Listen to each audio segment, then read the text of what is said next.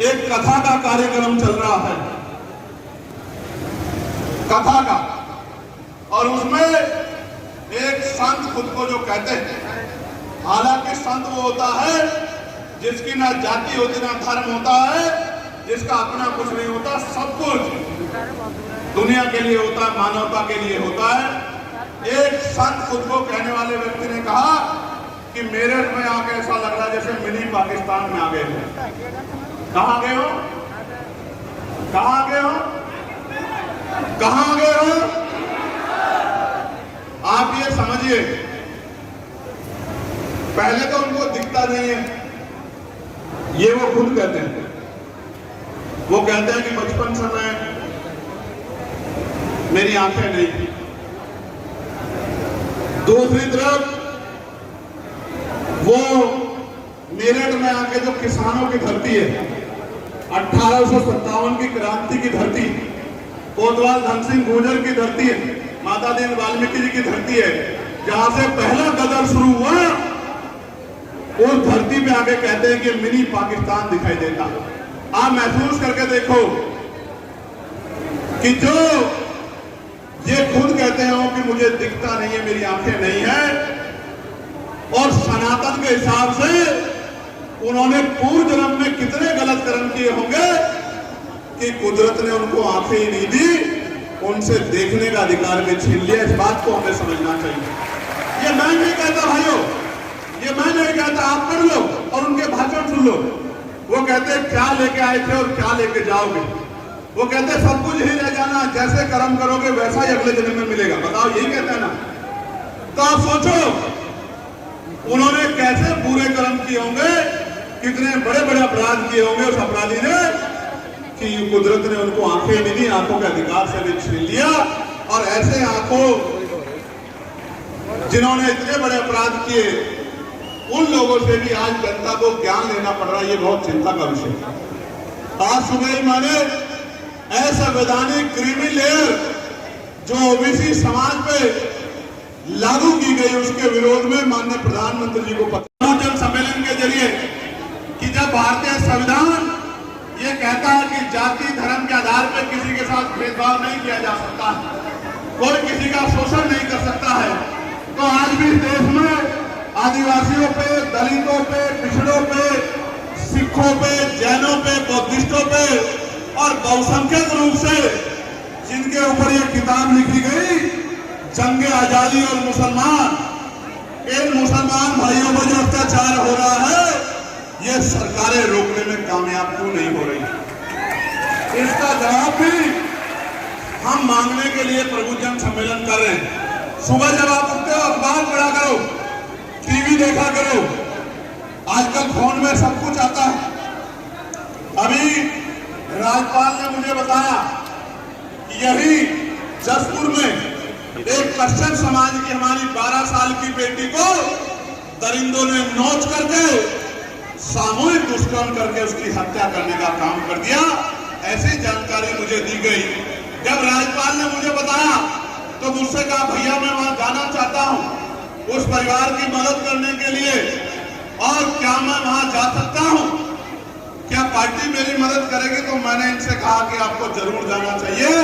और मैंने उत्तराखंड के प्रदेश अध्यक्ष जी को भी कहा कि जब राज्यपाल जी यहाँ उस बेटी को न्याय दिलाने के लिए आएंगे तो हमारी पूरी टीम को बढ़ चढ़ के उनका सहयोग करके उनको विश्वास दिलाना है कि हम सब लोग उनके साथ हैं। सामान्य साथियों, आज इतनी बुरी हालत है, जो जमीनें मिली थी पहले, उन जमीनों को लगातार छीना जा रहा है, लोगों को मारा जा रहा है, हक अधिकार की बात करने वाले लोगों को जेलों में डाला जा रहा है। और यही नहीं, आम लोगों को ही नहीं, अगर कोई पत्रकार ईमानदारी से काम करता है तो न्यूज चैनल का मालिक अगले दिन उसको निकाल देता है अगर वो सरकार के खिलाफ आवाज उठाता है। ये पत्रकार साथी भी इस बात को जानते।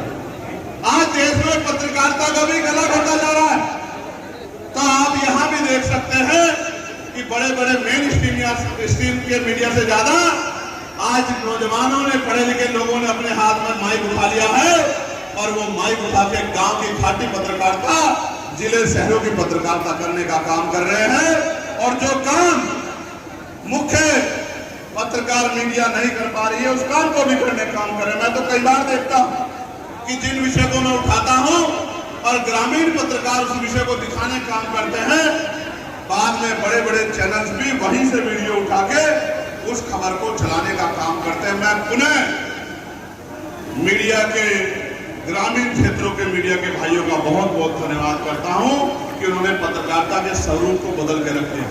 हालांकि कई जगह यह भी देखा गया है कि कुछ पार्टियों से इन्फ्लुएंस होके एक तरफा भी खबरें चलाई जाती। इससे कम से कम इससे ये जो खाटी पत्रकार हैं ग्रामीण अंचल के, इनको बचना चाहिए कि जिस तरह से निजी क्षेत्रों को लगातार खत्म किया जा रहा है, सरकारी क्षेत्रों को आप देखते होंगे लगातार सरकारी विभागों को बेचा जा रहा, सरकारी नौकरी को खत्म किया जा रहा।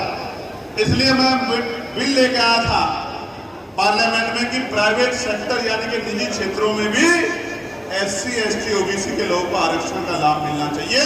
ये बिल मैं पार्लियामेंट में लेके आया था। आप बताओ ये बिल पास होना चाहिए नहीं होना चाहिए? दोबारा बताओ, होना चाहिए नहीं होना चाहिए?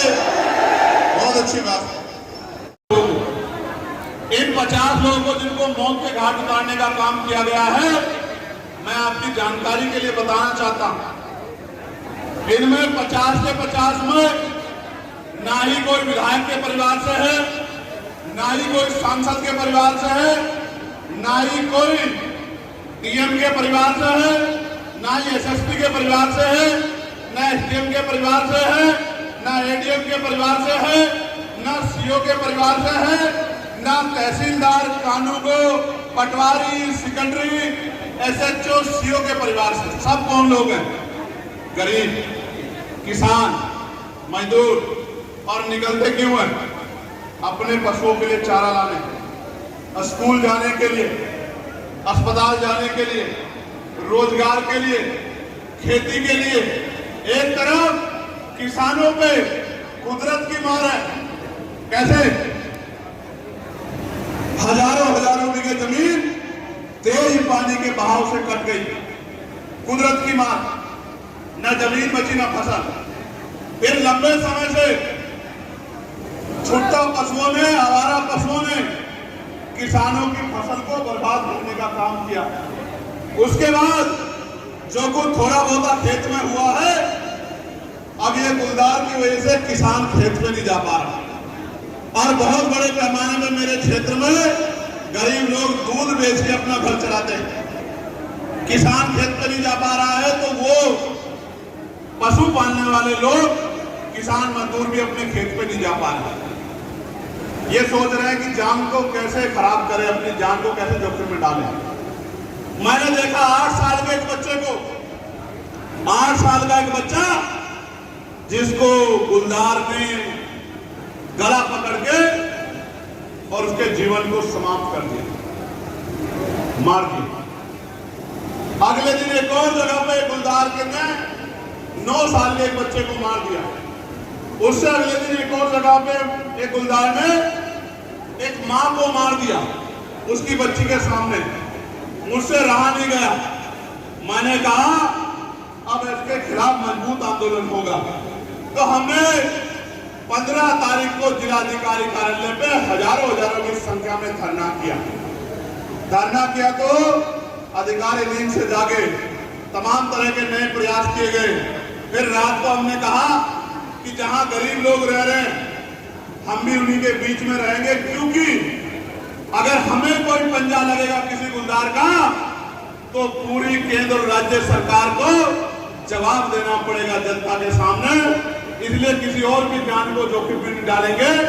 मैं स्वयं वहां जाके जंगल में अपने साथियों के साथ रहूंगा, फिर जाके देखते हैं गुलदार पे कार्रवाई क्यों नहीं होती। और आप देखो रात को हम लोग रुके और सुबह ये गुलदार को, आदमखोर गुलदार को पकड़ने का काम हमारी टीम ने करवाया और वो गुलदार पकड़ा गया और लोगों के मन में संतोष पैदा हुआ। अभी भी कई गुलदार लगातार उस क्षेत्र में घूम रहे हैं और कल भी हमारी पूरी टीम पूरे दिन लगी रही। आज यहाँ सम्मेलन था, मुझे आना था, आज यहाँ से लौट के फिर जाके मैं उन गुलदारों को पकड़वाने के लिए फिर से जंगल की तरफ कूच करूंगा और जंगल में जाकर उन गुलदारों को पकड़वाने में अपना रोल अदा करूंगा। सम्मानित साथियों, आप ये समझो, क्या गरीबों की जान अहमियत नहीं रखती है क्या? क्या मजदूरों की जान अहमियत नहीं रखती है क्या? क्या किसानों की जान अहमियत नहीं रखती है क्या?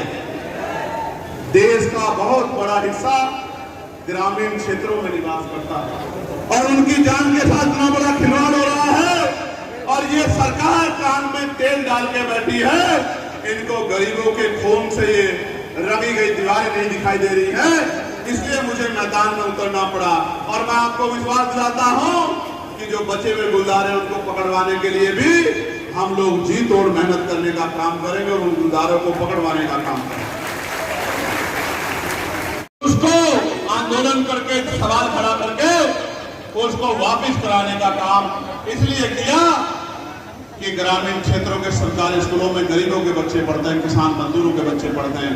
अगर शिक्षा का रास्ता बंद होगा तो किसका रास्ता बंद होगा, आपको मुझे समझना चाहिए। और आप और मैं ये भी जानते हैं, चाहे संत कागदेव जी महाराज हो, चाहे नारायण गुरु हो, चाहे ब्रह्मानंद लोधी जी हो, चाहे राष्ट्रपिता ज्योतिबा फुले हो, माँ सावित्रीबाई फुले, माँ फातिमा शेख हो, या लोगों को शराबी बनाना चाहती है, नशेड़ी बनाना चाहती है, हमारे युवा को ताकतवर नहीं बनाना चाहती, शिक्षित नहीं बनाना चाहती।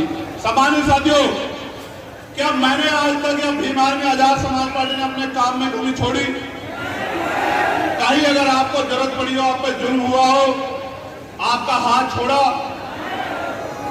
आपके लिए तमाम तरह की लड़ाई लड़ने का प्रयास किया, लेकिन जो हम लोग करना चाहते हैं, प्रबुजन सम्मेलन के जरिए हमारी जो आखिरी वो थी उस पर मैं आपकी सहमति चाहता हूं। इस देश में लंबे समय से ईवीएम से चुनाव हो रहे हैं और ईवीएम के ऊपर आम जनता को भरोसा नहीं, और लोकतंत्र एक सबसे बड़ी शक्ति है। अगर उसमें आम जनता का भरोसा कम हो रहा है तो मैं जनता से पूछना चाहता हूं, चुनाव ईवीएम के जरिए होना चाहिए या बैलेट पेपर के जरिए? ईवीएम के या बैलेट पेपर के? दोबारा बताओ जोर से। उसको ऊपर भेजो, गर्मी बहुत है, उसको इधर भेजो, उसको जल भराव में सीवर से जो गंदा पानी आता है, बच्चों को उसी गंदे पानी से होके स्कूल जाना पड़ता है। ये बात में किससे छिपी हुई नहीं, इसी बरेली की बता रहा हूं। और सरकार कहती है कि ये ट्रिपल इंजन की सरकार है, उत्तर प्रदेश विकास के रास्ते पे है। उत्तर प्रदेश विकास के रास्ते पे नहीं है सम्मानित भाइयों बहनों, उत्तर प्रदेश विनाश के रास्ते पे है। इस विनाश के रास्ते से हटाने के लिए मुझे और आपको मेहनत करनी पड़ेगी। यही में मैंने पढ़ा, कबड्डी खिलाड़ी जो ग्रामीण अंचल के खिलाड़ी हैं, उनके पास ना सुविधाएं हैं और ना संसाधन है, ना ही प्रशिक्षण है। इसकी वजह से वो पूछ रहे हैं कि मेडल कैसे आए, और सरकार के पास इसका कोई जवाब नहीं है कि मेडल कैसे आए। मेडल तब आएगा जब ग्रामीण प्रतिभाओं का सम्मान होगा और उनके लिए नए अवसर जो है तैयार किए जाएंगे। सम्मानित साथियों, बनारस की खबर पड़ी आज सुबह के बाद भी, अगर आप देखते होंगे, मैं पीलीभीत की खबर पढ़ रहा था कि 15-15 दिन तक डीएपी के लिए लोग खाना पानी लेके लाइन में लग रहे हैं, कोई सुनने वाला नहीं है। डीएपी की, यूरिया की व्यवस्था भी सरकार नहीं करा पा रही। सम्मानित भाइयों बहनों, प्यारे साथियों, नहीं मिलना चाहिए, बहुत अच्छी बात।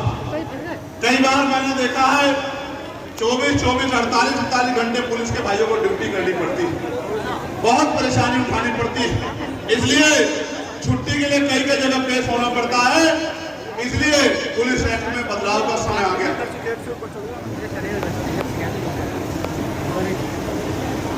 बदलाव की जो वेतन विषमता दूर हो, इनको भी जैसे मैंने पार्लियामेंट में आवाज उठाई थी, समान काम समान वेतन का लाभ मिलना चाहिए और मिनिमम 21,000 रुपए का मानदेय को मिलना चाहिए।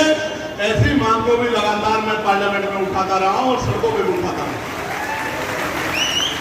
पंचायत रोजगार, ग्राम पंचायत कह रहा हूं, दोबारा सुनो, ऐलानिया कह रहा हूं। ये तो कहते हैं कानून का राज, और मैं कहता हूं जनता का राज आएगा उत्तर प्रदेश में, जिस दिन कमान आजाद समाज पार्टी का। कैसा राज? जैसे परिहार साहब ने कहा था कि रात को 12 बजे भी बेटियां कई किलोमीटर तक अकेले पैदल घूम के आ जाएंगी और सुरक्षित आ जाएंगी। ऐसा राज आएगा कि बहन बेटियों की इज्जत की रक्षा होगी और उनको सशक्त किया जाएगा कि वो इतनी जेब में उनका पैसा हो कि वो अच्छा जीवन जी सके और अपने सपनों को पूरा कर सके। और इसी बीच में मुझे ये भी कहना है, यहाँ महिलाएं बड़ी संख्या में इधर बैठी हैं, बड़ी तकलीफ के साथ कह रहा हूं, 90% जाता हूं गांव में, बहनों से, माओ से, बड़ी दादियों से पूछता हूं, हवाई जहाज में बैठ के देखा है? तो जवाब आता है ना। पूछता हूं हेलीकॉप्टर में बैठ के देखा है? तो जवाब आता है ना। पूछता हूं एसी वाली ट्रेन में बैठ के देखा है? 1% कहीं से हाथ उठ जाता है। और ये वो होती है महिलाएं, बहनें जिनके पति या पिता या भाई नौकरी में हैं। बाकी 85, 80, 85, 90% महिलाओं में जहां पैदा होती है लगभग उसी जिले में उनका जीवन समाप्त हो जाता है। इस निकम्मी सरकारी व्यवस्था ने और पुरानी सामाजिक व्यवस्था ने इस देश में महिलाओं के पैरों में बेड़ियां डाल रखी थी और आज भी समाज उन बेड़ियों काटने के लिए तैयार नहीं है। मैं आपसे अनुरोध कर रहा हूं, अगर बेटियां डॉक्टर नहीं होंगी तो अपनी बेटी को, पत्नी को कौन सी महिला डॉक्टर को दिखाओगे, इस बारे में भी आपको सोचना चाहिए। अपने साथ साथ बदलाव के लिए, समाज में बदलाव हो, इसकी तैयारी के लिए बेटियों को भी बेटों जैसा मौका देना चाहिए और बेटियों को आगे बढ़ाना चाहिए। तभी बेटियां पढ़ेंगी तो 3 पीढ़ियां सुधरेगी। मेरी इस बात को भी सभी परिवारों को मानना चाहिए। के पास प्राइवेट रोजगार है, कौन ऐसा है जो भूखा सो रहा है? कौन ऐसा है जिसके पास छत नहीं है? कौन ऐसा है जिसके पास जमीन नहीं है? और कौन ऐसा है जिनको सरकार कहती है कि 80 करोड़ लोग सस्ता राशन, 5 किलो राशन लेके देश उन्नति की तरफ आगे बढ़ रहा है? तो जब जातिवार गणना होगी और उसके आर्थिक आंकड़े जारी होंगे, तभी ये जानकारी लग पाएगी कि देश में भूखा कौन सो रहा है और ऐसा कौन है जिसके घर 20-20 तरह के खाने बन रहे हैं। ऐसा कौन है जिसके जानवर भी एसी के कमरे में सो रहे हैं और ऐसा कौन है जो सड़कों पे, मंदिरों के, मस्जिदों के, गुरुद्वारों के, रेलवे स्टेशन के, पुलों के नीचे बिना कपड़ों के सो के अपना जीवन व्यतीत कर रहे हैं। इसकी जानकारी देश को होनी चाहिए।